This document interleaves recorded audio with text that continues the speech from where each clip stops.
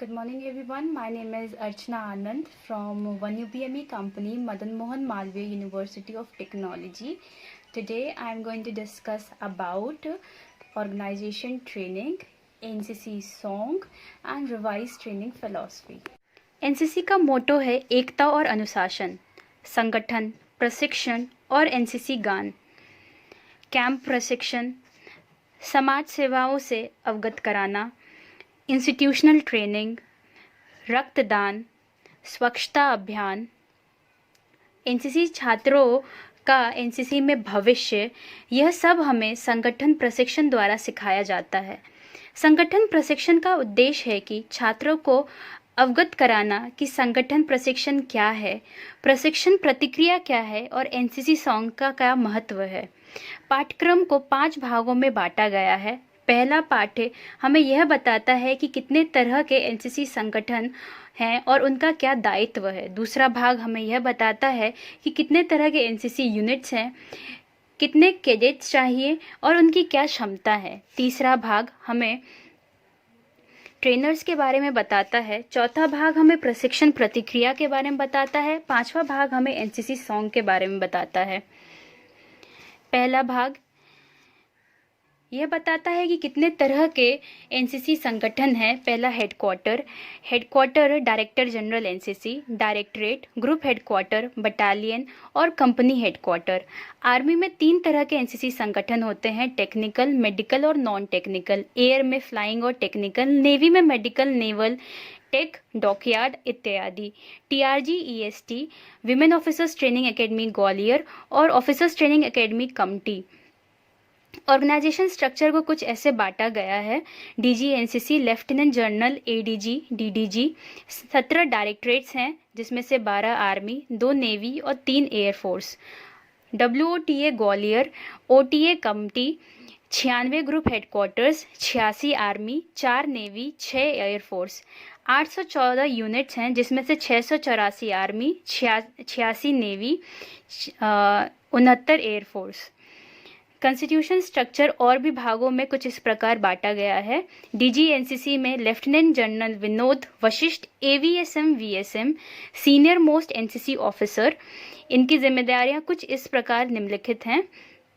Headquarter DG NCC में posting और budget के डिस्ट्रीब्यूशन जो अलग अलग डायरेक्टरेट्स और ऑफिसर्स ट्रेनिंग एकेडमी में बांटा जाता है वो भी हेडक्वार्टर डीजी एनसीसी के अंतर्गत ही आता है। ये कुछ दायित्व है हेडक्वार्टर डीजी एनसीसी के। पीआई स्टाफ की पोस्टिंग, ऑफिसर्स की posting, selection, commission, promotion, TFI और टीएफआर और एएनओस का रिटायरमेंट, ऑनर्स और अवार्ड्स, डिसिप्लिन से रिलेटेड केस, जो भी अनुशासन से जुड़े हुए केसेस हैं वो सब भी हेडक्वार्टर डीजी एनसीसी के अंतर्गत आता है। किस तरह से ट्रेनिंग को कराया जाएगा, कहाँ कराया जाएगा और किस तरीके से उसे लागू किया जाएगा, उसमें क्या क्या एडवेंचर यानी साहसिक कार्य होंगे, किस तरह के उसमें खेल होंगे। इसमें 2 तरह की ट्रेनिंग होती है। पहली ट्रेनिंग होती है एनसीसी यूनिट्स की, दूसरी ट्रेनिंग होती है ट्रेनर्स की ओटीए में।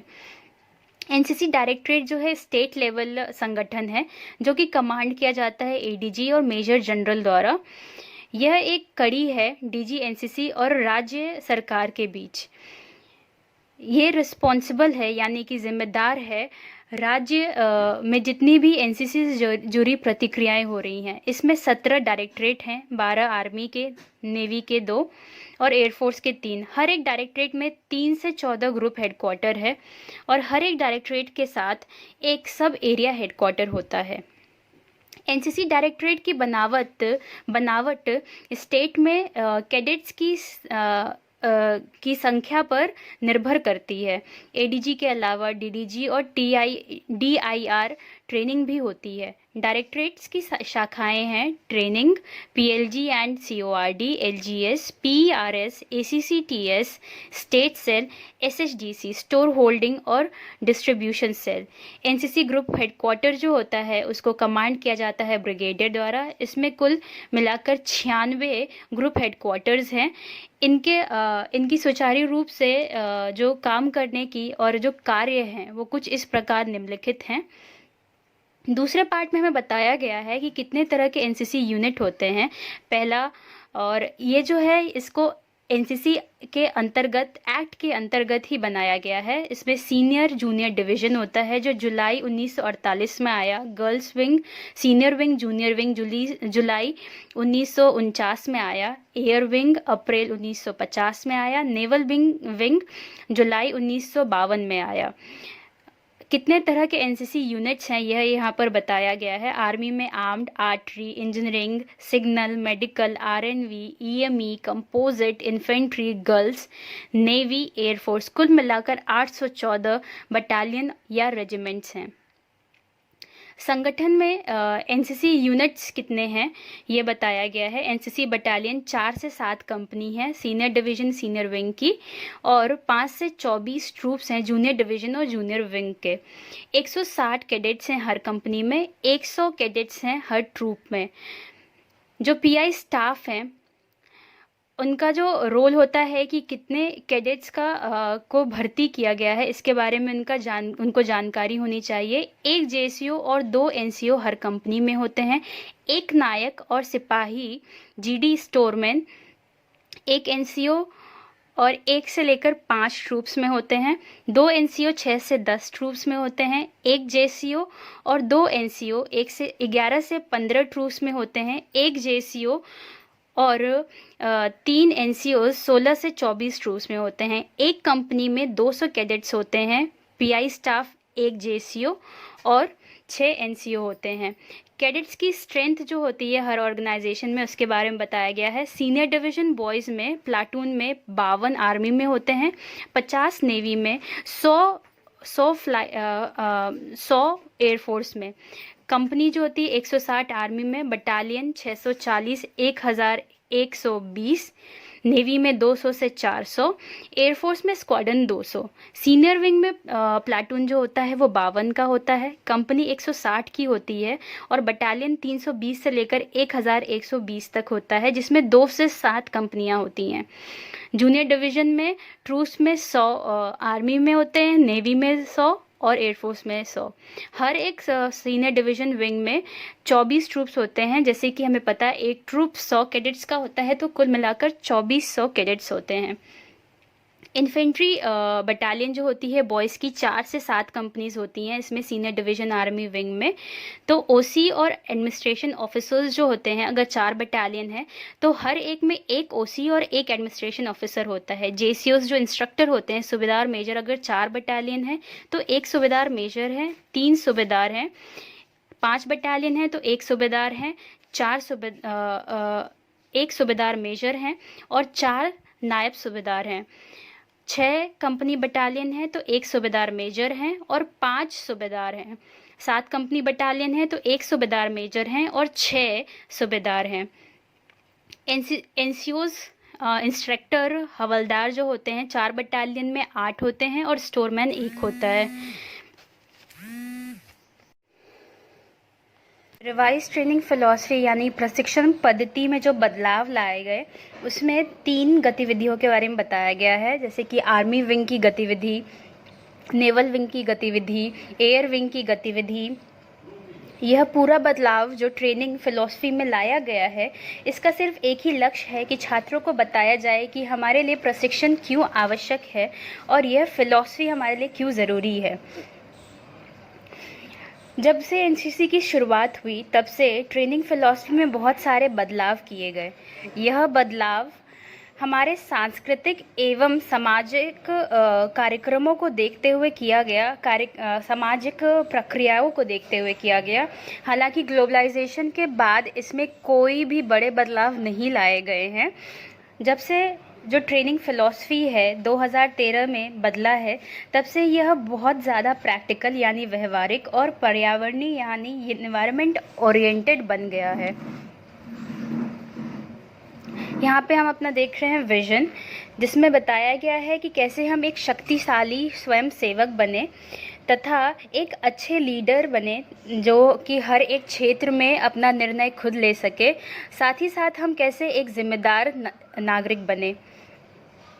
मिशन हमें यह बताता है कि हम अपने अंदर एक अच्छा नेतृत्व तथा चरित्र निर्माण जैसे गुणों को कैसे लाएं और विकसित करें।